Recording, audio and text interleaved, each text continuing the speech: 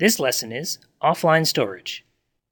In this lesson, you'll learn how offline storage works in HTML5 and how to use it to store information gathered from the internet onto the desktop or mobile device. Now, if you've had experience with using browser cookies, which store certain types of data in the browser, then you'll have an easy time understanding the role of offline storage in HTML5. Offline storage is essentially a new and improved version of browser cookies. There are a few categories of offline applications, however.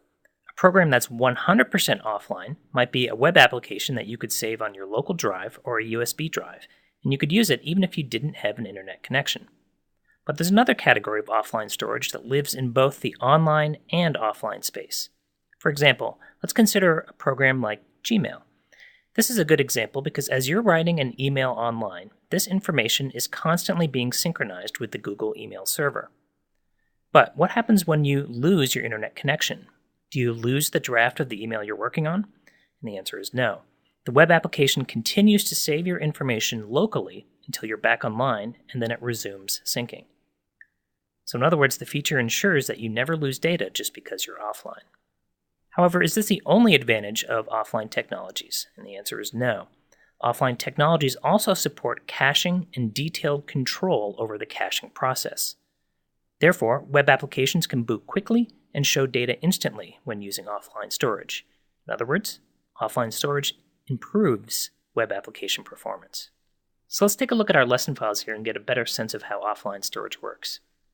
Currently open the notepad example.html file in my browser.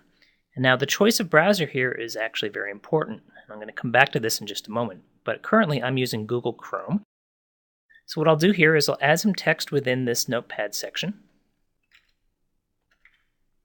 And what will happen is the offline storage functionality of this page will save this data I placed within this list box here, so that if I close that browser window and then reopen it,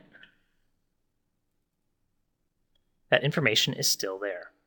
So what happened? The data was being saved locally within my system. Now the reason that the choice of browser is important is because different browsers react differently to this same file. So I'm going to go over to Firefox and open up the same page, add the same text, and then I'll go ahead and close that page and reopen it. This time you'll notice that the data was not saved. Well, this is because Firefox only uses offline storage when it's on the web. Currently, this page is on my local system and that data is not being saved. Let's look at another example. I'm going to go over to Internet Explorer 9, and I'm going to do the same thing. I'm going to open up that lesson file, and I'll get a first warning here asking me to allow the blocked content. If I click that button, I'll then get a message that says local storage not available with your browser. Now in this instance, this code was added to my lesson file, and we'll go ahead and we'll take a look at it. But I'm going to close Internet Explorer now, and I'm going to go into my code. So again, there's an awful lot of code here, and we're not going to look at all of it.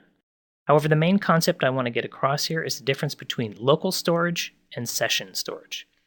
So local storage is the method that we used here.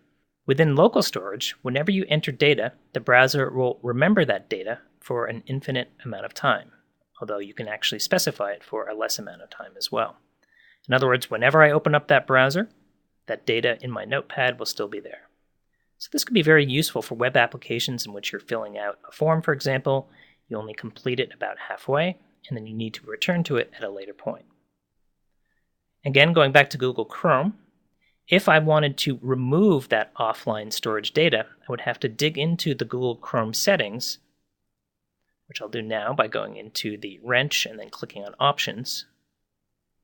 And then I'll click under the hood, and you'll see there's a button here that says Clear Browsing Data, and it gives me a number of options to clear the data. Now I've already selected the one that would delete that offline storage, which is here, Delete Cookies and Other Site and Plugin Data. If I were to clear my browsing data right now, my information would disappear. So I'll go ahead and do that now,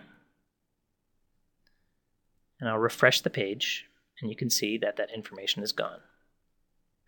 Going back to the code now, I'm going to change here on line 30 this piece of code that says local storage to the following: session storage. So unlike local storage, session storage will only save your data for as long as the browser is open. Whenever you close that browser, the data disappears. You might use this option, for example, when there's sensitive information being put in a form and you wouldn't want this saved. So for example, someone's credit card information or social security number. So let me save this file. Go back to Google Chrome. I'll reload the page just to make sure it's making use of the session storage. Add my data. And now I'll go ahead and close this page, reopen it, and that information has disappeared. Why? Because the session was closed when I closed that browser window. So this is obviously just the tip of the iceberg, but in this lesson you learned a little bit about how offline storage works in HTML5 and how to use it to store information gathered from the internet onto the desktop or mobile device.